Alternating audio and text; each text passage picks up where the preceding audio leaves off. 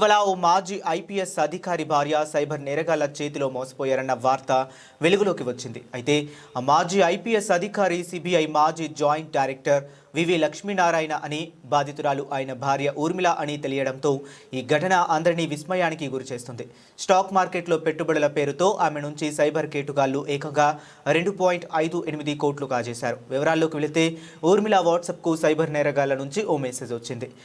తాము సూచించిన విధంగా స్టాక్స్లో పెట్టుబడి పెడితే అతి తక్కువ సమయంలోనే అత్యధిక లాభాలు వస్తాయని నమ్మబలికారు. అనంతరం ఆమెను stock market profit guide exchange 20 అనే వాట్సాప్ గ్రూప్లో చేర్చారు.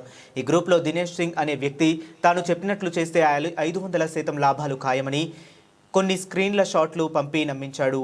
ఇక అతడికి సహకరిస్తూ అదే ముఠాకు చెందిన ప్రియ సఖి అనే మహిళ తనకు కూడా లాభాలు వచ్చాయంటూ గ్రూప్లో పోస్టులు పెట్టింది.